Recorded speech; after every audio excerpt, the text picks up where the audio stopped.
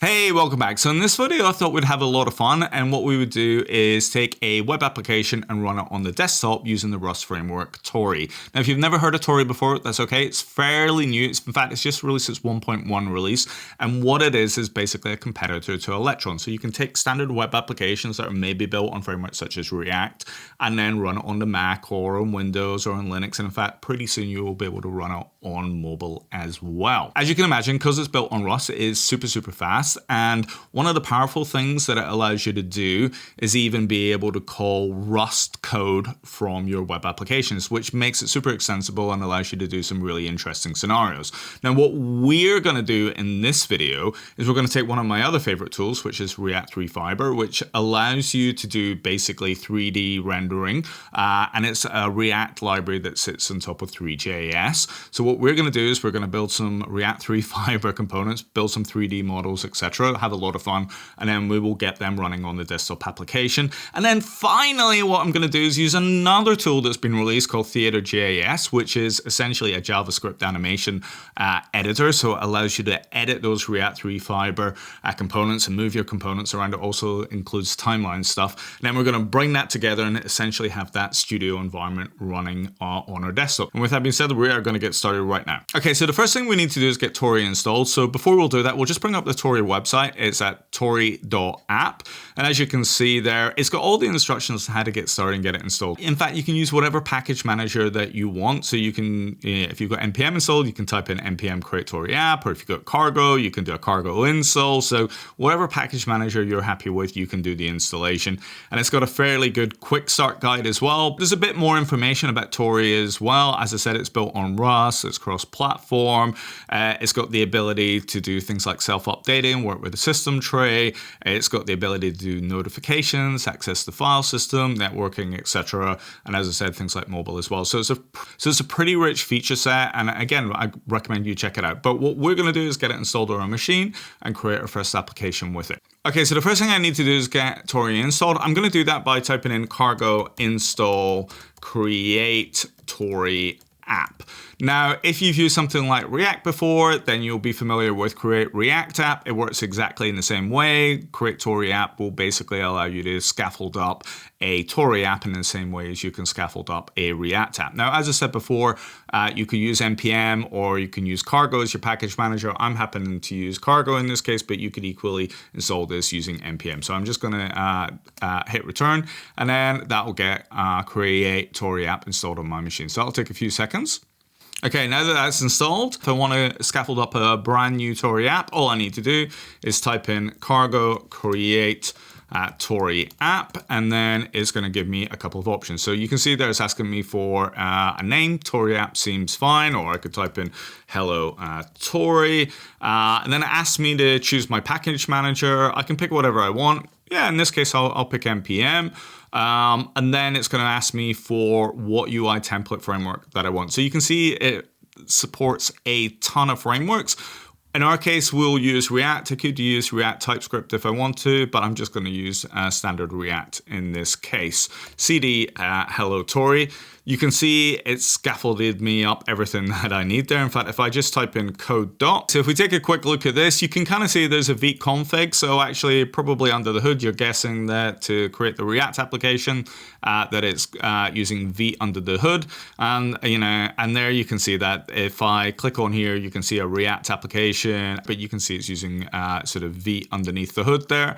And then we can see there's a source Tauri with our sort of cargo.toml, with all our build dependencies there. So essentially, you're taking kind of Rust and you're taking React and Vite together to sort of form this scaffolded up application. So next thing I'm going to do is I'm going to type in npm install. The reason I'm going to do that is I just want to install all the dependencies that my application is dependent on. So it'll take a few seconds. You see it's installed 10 packages, 0 vulnerabilities. And now if I want to compile and run the application, I can just type in npm run Tauri dev, and what that's going to do is fire up my application. So you can see there underneath the hood, it's essentially compiling a Vite application there. So you can see there it says welcome to Tauri. There's a couple of icons there. I can click on this. It's going to open up React.JS from there.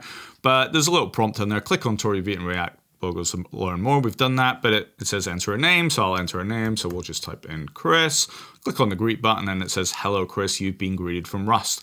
So if we come back to the app.jsx for a second, we'll just get rid of this here. And there's the welcome to Tauri. So it's just standard React, as I said before there. And you can see there's the 3 logos. And then here is this enter your name thing. So here's a placeholder for my input, enter a name.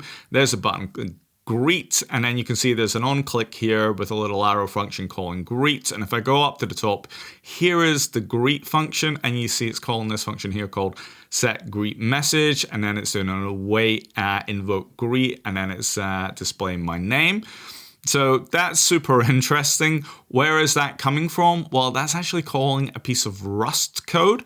So if we just come back in here for a second, and then if I open up source.tauri and then into the source and then in the main.rs, here is my Tauri command, and that's my greet function, and it says format hello, blah, you've been greeted from Rust. So as you can see there, nice scenario where web and Rust can basically talk to each other just by calling functions. So super interesting, and that's probably one of the powerful things about Tauri, is that you can have that interoperability on the desktop between a web applications. You can have standard web applications, but then be able to call down into Rust and make full use of the Rust power. So that's a super quick introduction into Tauri.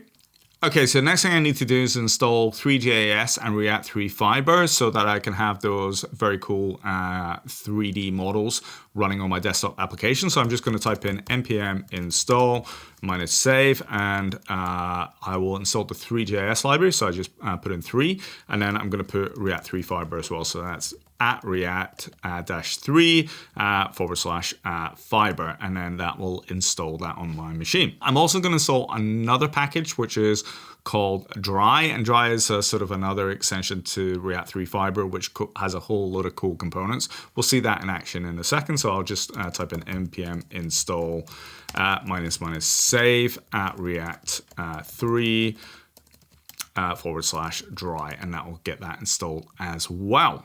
Okay, so what we're going to do now is we're going to come back to Visual Studio Code, and we're going to go back to our app.jsx. We're going to get rid of all of the code, the boilerplate code that was created before. So I'm just going to paste in a load of React Three Fiber code. I could sit and type this out, but it's probably not too much of an interest. Basically what it's going to do is going to create a canvas, and then within that canvas here we're going to have this thing called orbit controls, and all that's going to allow us to do is sort of spin our point of view around a bit, and we can sort of look behind objects. And then I'm going to create 2 lights, so that's why point light is there. It's going to be a green light and a white light. They're going to have varying intensity, and then that's their sort of 3D position here. So the first light is at -114, the second light is at 10 -1. So basically I'm placing that on the 3D dimension, and then underneath that I'm basically going to create a couple of boxes. So I'm going to create 2 boxes, different colors, and then essentially you're going to have these lights pointing at them. So what you're going to see is 2 boxes with different colored lights pointing at them. That, and then we can spin around. That is essentially all the application does. You are free to go experiment more with React Three Fiber if you want. So we're just going to save that. And then what I'm going to do is get that running on the machine. So we'll just run npm run Tauri dev again. And there you go. And you can now see I've got a desktop application with kind of 2 boxes on this. So I've got this very long sort of rectangular box, and you can kind of see the green light sort of shining on that. And then I've got this other box as well, which is more of a kind of square with the orange at the top there. And if I want to, I can kind of come back to Visual Studio Code, and I can maybe change the position of the lights, and therefore that's going to affect what's happening on the box. So maybe I change that color from green to blue, for example, and then you can kind of see that the color of that top boxes has changed there. Maybe I put it to pink. And then again, you see that color of that box is changed as well. We can put it back to green, and maybe we put this one here to yellow. So that's the second light. and you come back. So the top is back to green, and then you can kind of see it's affected that second box there. So if I want to, I can even change the position of the box. So as you can see, the green box is quite close to us. So if I just put that to maybe 10, that's going to go much further back. And as you can see, it's moved back into the distance there. And I could put it even further if I want, maybe 20, and it's gone further back. And then maybe I can do the same with this box here, and then it moves out. So again, this is one of the nice things about Tauri. Not only have I brought a kind of 3D engine and my 3D application from the web onto my desktop, but actually even just the editing process and the code development process, it's got hot reload, etc. So I can make my changes, and then it's going to be affected in the desktop application. And it really is a desktop application, right? It's kind of pretty neat stuff. And there's the orbit controls. I can switch it around. You know, I can make it smaller. I can bring it back. I can make the screen bigger. So, you know, it's pretty cool to just bring that sort of web application onto the desktop. So that is fun. Okay, so now that we've done that, we can see that you've got React Three Fiber up and running, and you can do loads of cool things. You can bring in kind of 3D avatars and bring in 3D objects. You can have a lot of fun with React Three Fiber, very powerful framework. But what we're now going to do is bring on that sort of editor animation library as well, which is where TheaterJS comes in as well. So if I bring up my screen, if you haven't seen TheaterJS before, if you go to TheaterJS.com, there's some pretty cool videos, and you can kind of see it's got all of this timeline stuff that I was explaining before, you know, and it's got some pretty good getting started guides with things like React Three Fiber. As I said, what we're going, and you can see there's a box and the kind of studio environment. So what we're going to do is rather than have a web editing experience, I thought it'd be fun with TheaterJS to actually make it a desktop experience. So what we'll do is we'll get that installed on our machine. So let's just clear all of this, and we'll do npm install --save. And we'll bring in @theater core and at 0.5. So we'll bring the version 0.5. We'll also install Theater Studio. And again, we will have version 0.5. And then because we're using React Three Fiber in our case, I want to install Theater React Three Fiber at 0.5 as well.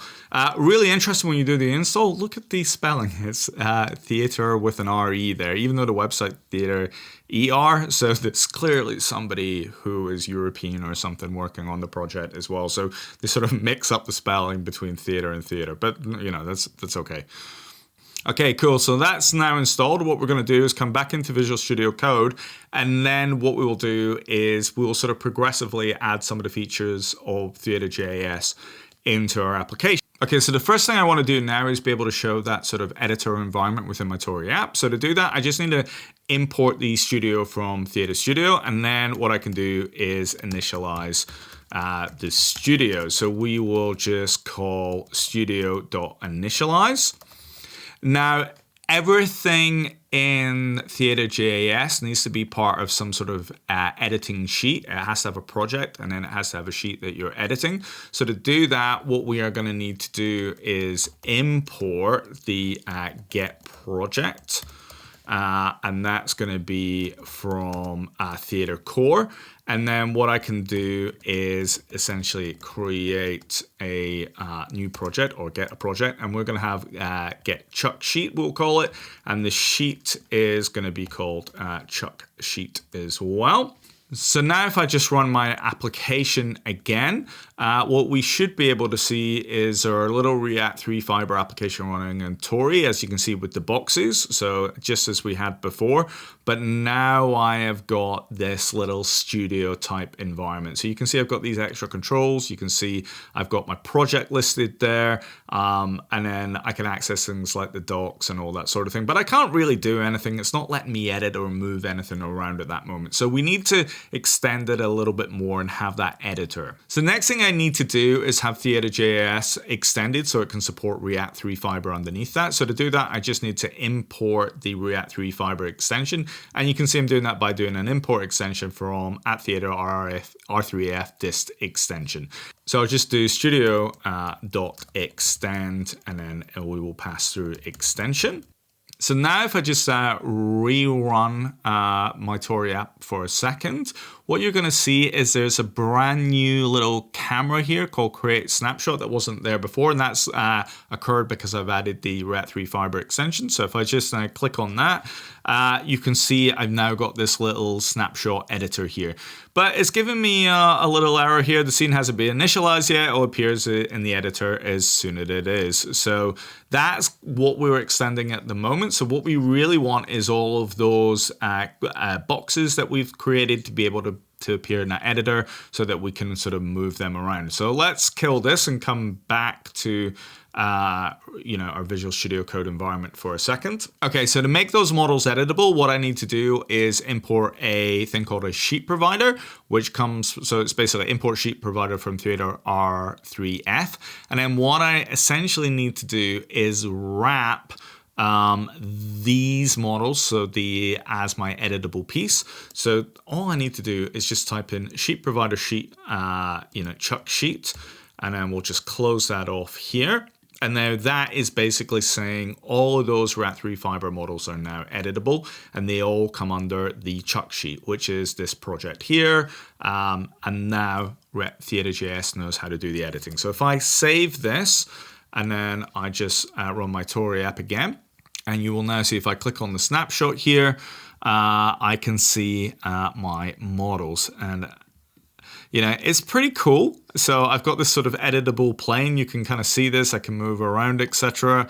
And then I could probably click on that. I can't move anything at the moment because the application doesn't know what is editable. So what I need to do now is change these React Three Fiber components so that the editor is aware of them and knows that they are editable. So what I will do is now just add editable as E here. So now what I will do is just mark up these components as editable. So I'll just add e.pointlight and e.pointlight. And what I also need to do is I need to give it a key. So to do that, I will type in theater key, and I'll call this one light 1, and then I will call the other one light 2. So let's just save that. And now what you can see, I've got light 1 and light 2 appearing under that chuck sheet. So in order to make something editable, to make it appear under that sheet, what I need to do is essentially just mark it as editable, the component. So do that e dot,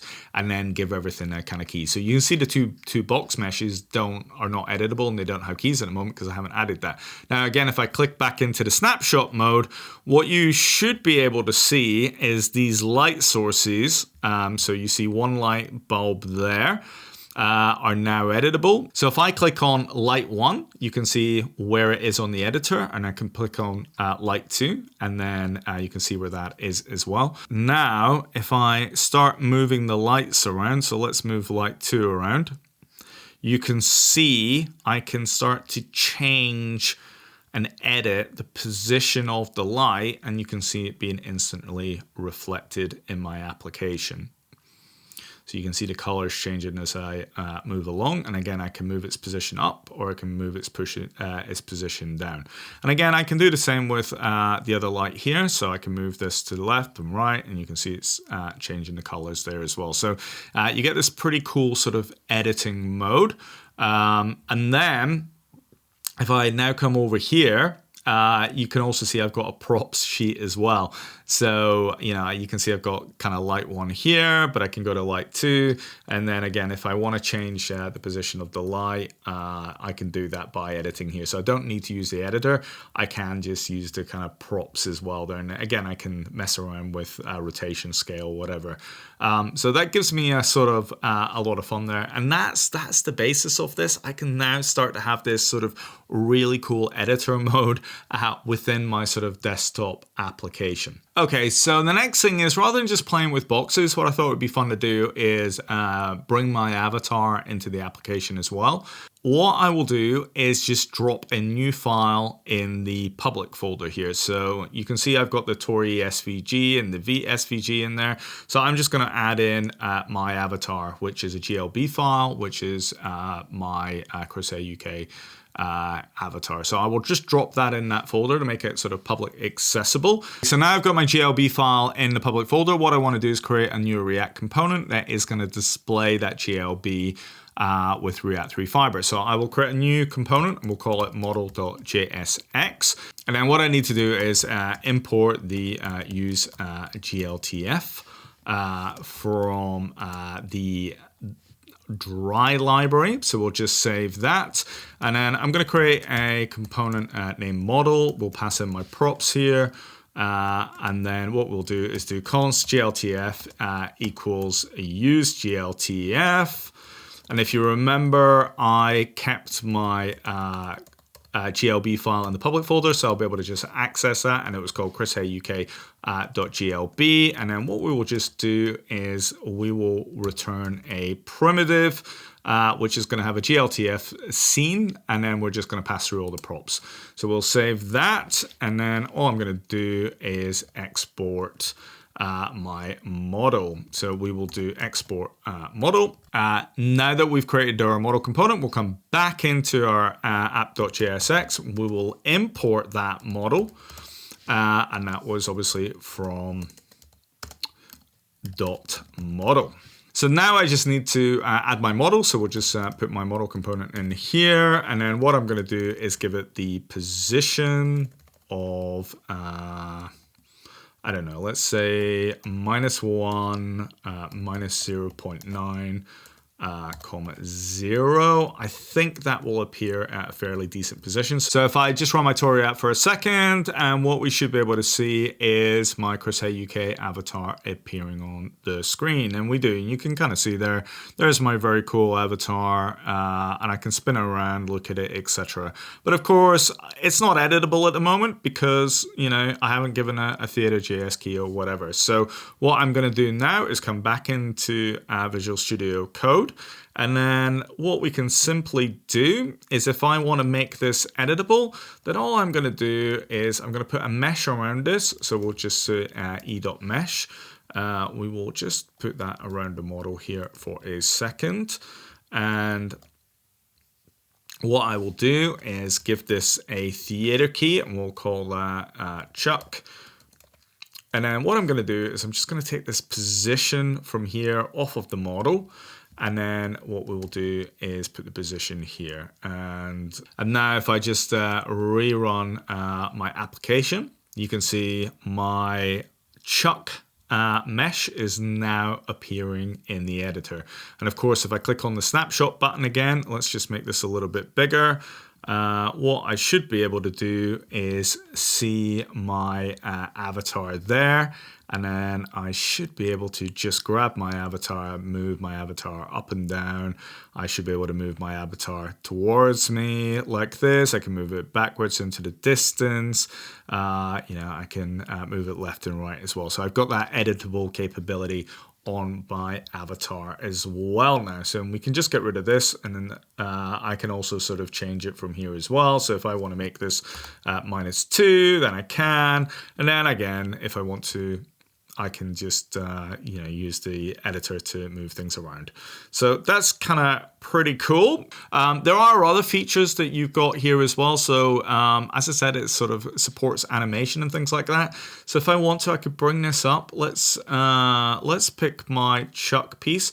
Now, if I was just to right click on this position and then click on sequence, one of the things I can do is start to animate some of the positions. So let's say here at timeline, you know, 1 second. Let's say I decided I want to change this. Let's make this -3, and then let's go to you know, 2 seconds, and maybe I make this -4.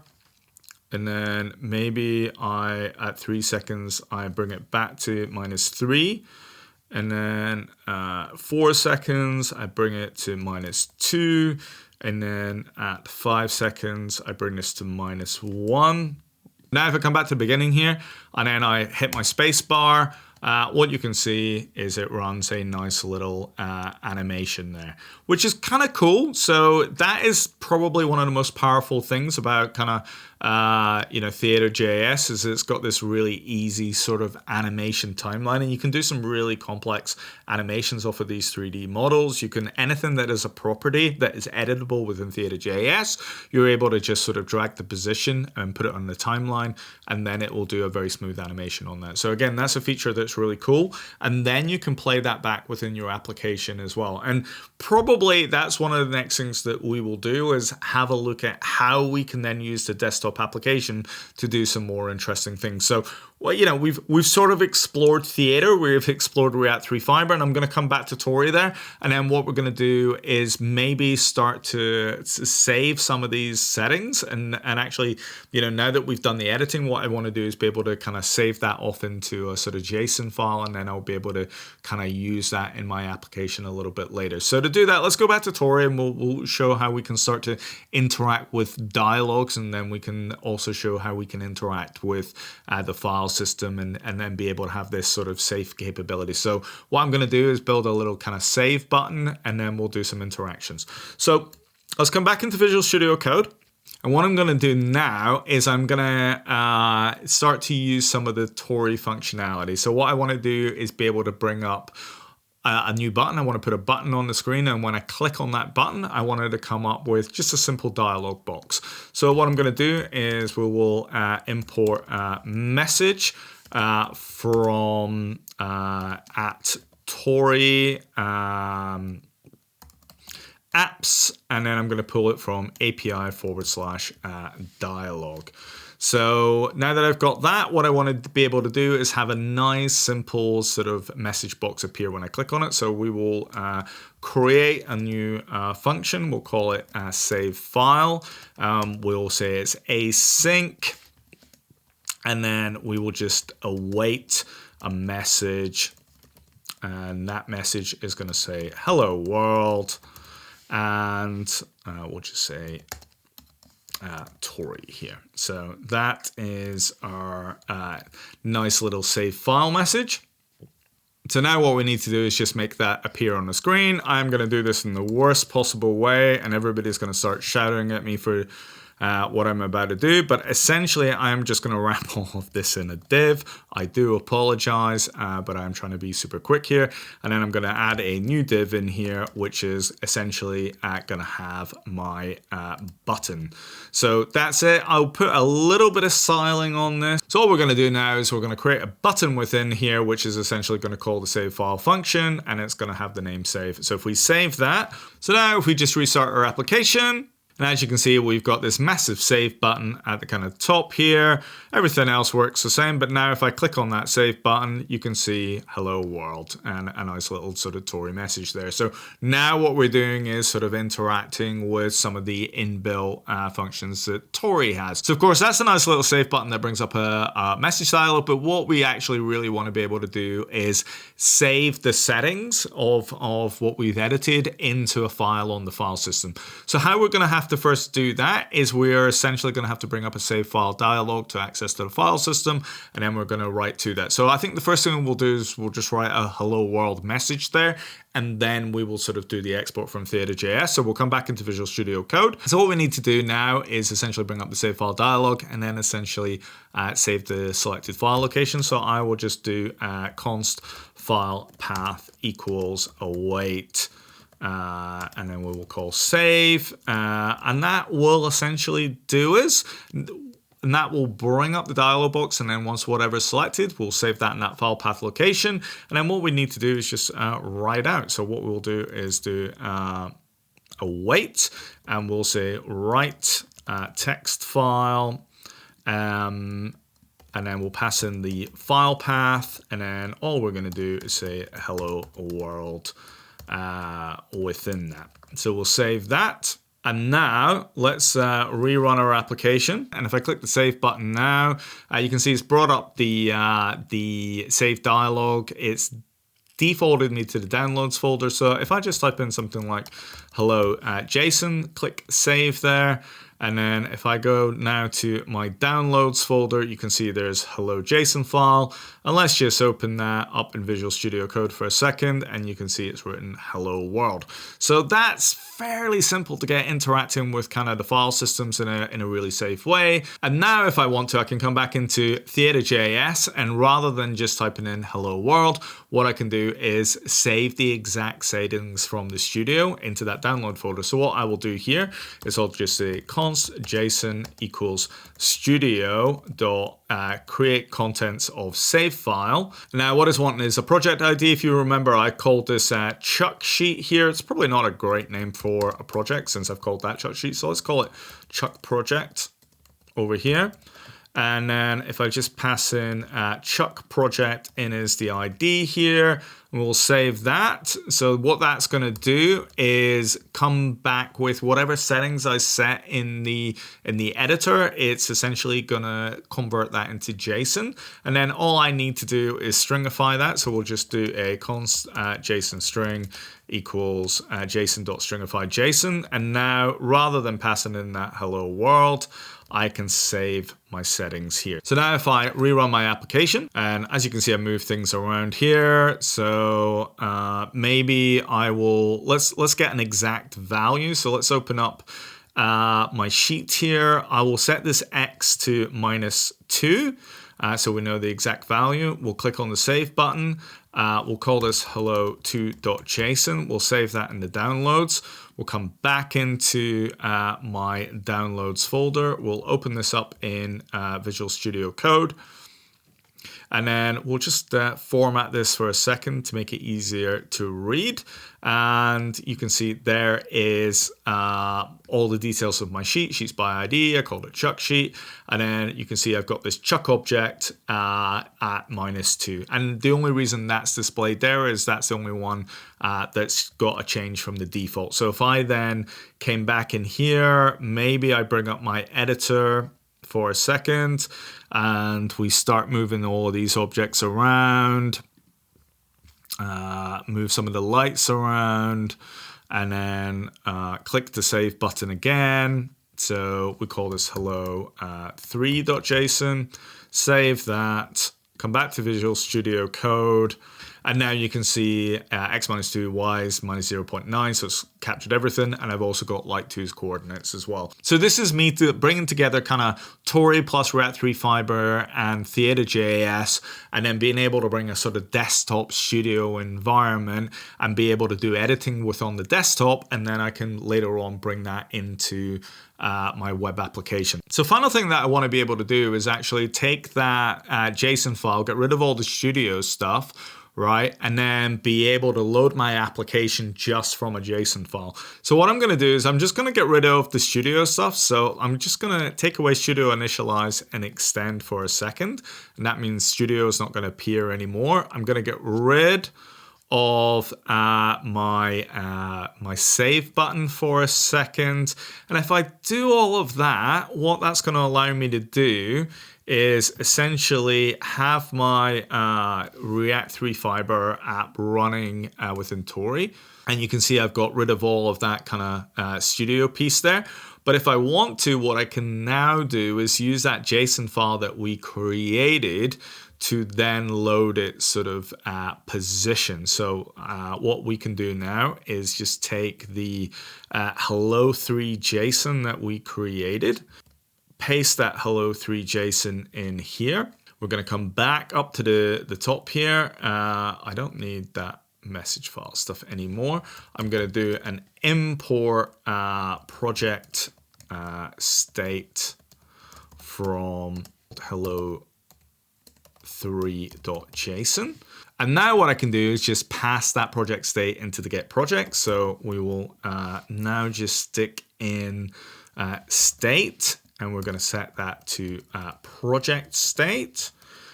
And then what it will now do is read from hello3 JSON and then set all the properties for my application without having the studio environment. So if I run Tauri again, and now what you can see is rather than starting with the default positions, it's loaded at the save position from that hello3 JSON file. And of course, if I wanted to, what I could do is go into hello 3.json, and then I can maybe just set that to a -3. And you can see it's kind of moved off to the side there. So it's now using the settings from the JSON file. So what you can start to do is have a studio environment that's built on something like a desktop application for Tauri with Theater.JS, edit everything, maybe save it to a file, right, locally. You could also use the networking side of things, save it off to a microservice in the back end.